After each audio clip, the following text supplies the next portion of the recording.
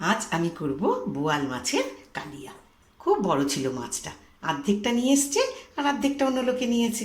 সবসময় তো নাচন কুদুন করলে হবে, রান্নার দিকেও তো আসতে হবে। তাহলে আজকে সোজা রান্নাতে চলে এলাম। তাহলে চলো দেখে নাও বোয়াল মাছের কালিয়া, সাথে থেকো কিন্তু। ও হ্যাঁ, সর্ষের তেলও একটু মাখিয়ে রেখেছি। কেন বলো তো? যেই তেলের মধ্যে মাছগুলো দেবো না, অমনি ঢুক ঢাক করে ফাটতে শুরু করবে।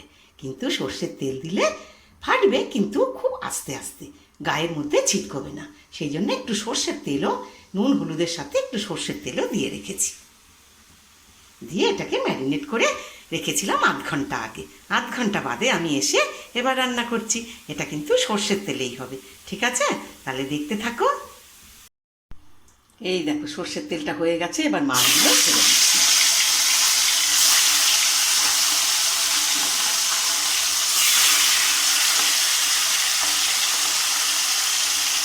মাছগুলোকে একটু ভেজে নিই।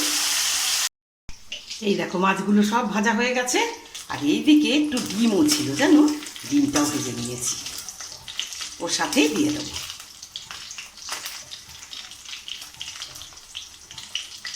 ডিমটা একটু কড়া করে ভেজে নিচ্ছি। এইবার এই সর্ষের তেলটার মধ্যে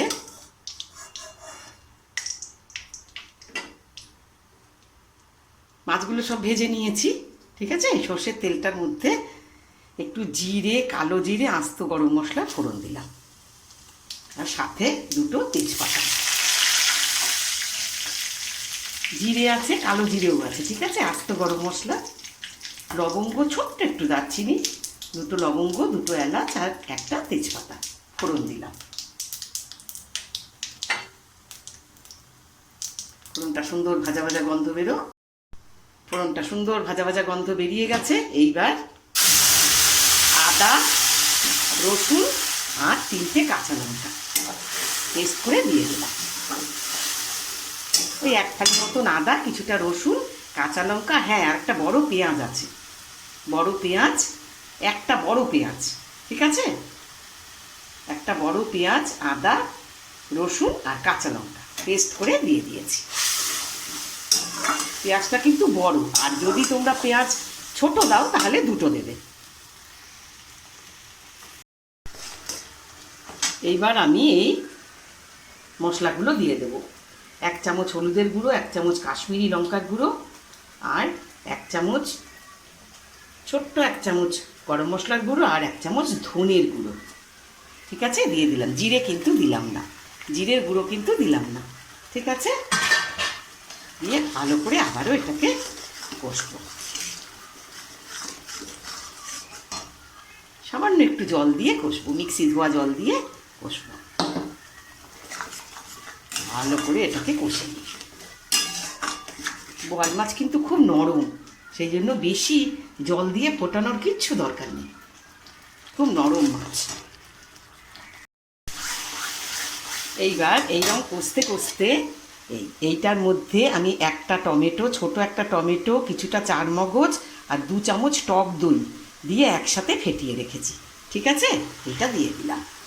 2 চামচ আছে টক দই, কিছুটা চারমগজ আছে আর একটা ছোট টমেটো আছে, দিয়ে খুব ভালো করে এবার কষবো। সাথে আমি আন্দাজ মতো একটু নুন দিয়ে দেবো, আর যেহেতু টক দই আছে সেহেতু একটুখানি মিষ্টি, জাস্ট ফর টেস্ট, দিয়ে ভালো করে এটাকে কষবো, একদম তেল ছাড়া পর্যন্ত এবার কষবো।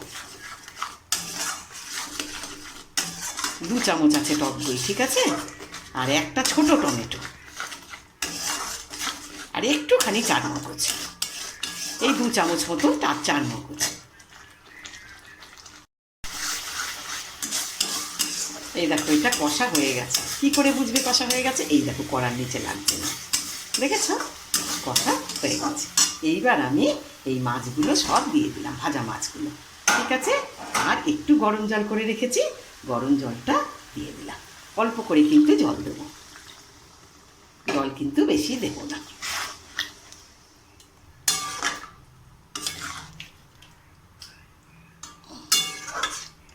খুব নরম মাছ তো, বেশি জল দিলাম না,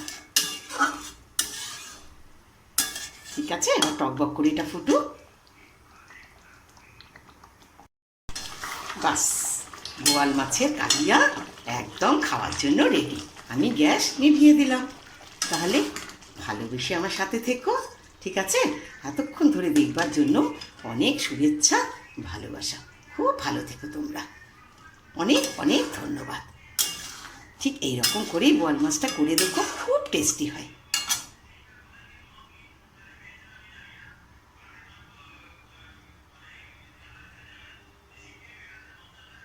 একদম গরম গরম ভাতে আর কিচ্ছু লাগবে না। ঠিক এইরকম করেই কিন্তু তোমরা করো। খুব ভালো থেকো।